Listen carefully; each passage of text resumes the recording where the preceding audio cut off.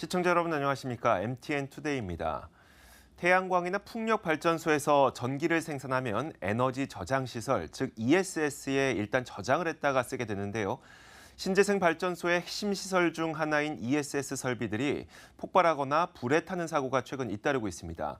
석 달 사이 5건의 화재가 발생했는데 원인조차 몰라서 대형 사고로 이어질 수 있다는 불안감이 커지고 있습니다. 박경민 기자입니다. 지난 6월 15일 전북 군산의 한 태양광 발전소 연계 ESS 설비가 불에 탔습니다. 거센 불길에 연쇄 폭발 위험까지 있다 보니 소방관들조차 접근할 수 없고 금세 설비는 전소됐습니다. 또 지난달 22일에는 경남 거창의 풍력발전소 ESS가 화염에 휩싸였습니다.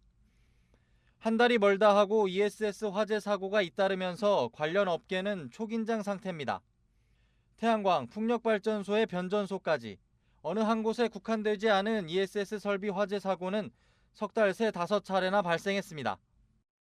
ESS는 국내 대기업들이 만든 리튬이온 배터리와 함께 전력 변환 장치, 운영 소프트웨어 등으로 구성되는데 배터리 쪽에서 발화가 시작됐을 것으로 업계는 추정하고 있습니다. 국립과학수사연구소가 화재 원인 분석에 나섰지만 대부분 설비가 불에 타 정확한 원인 찾기가 쉽지 않은 것으로 알려졌습니다. 문제는 제대로 된 안전기준조차 없는 상황에서 태양광이나 풍력 등 신재생 에너지 발전과 연계된 ESS 시설이 우후죽순으로 늘고 있다는 점입니다. 개통에 어떤 영향을 주는지 또 이쪽에서는 어떤 영향을 받는지에 대한 검증이라든가 설계라든가 신뢰성 평가라든가 이런 것들이 정확히 안 이루어진다는 거예요. 현재 ESS 설치 용량은 2.9기가와트시, 설치 개소는 신재생 발전소와 건물 등을 비롯해 900여 곳에 이릅니다. 지금처럼 마구잡이식으로 규모를 가리지 않고 시설을 늘리다 보면 대형 사고로 이어질 가능성이 크다는 게 전문가들의 지적입니다.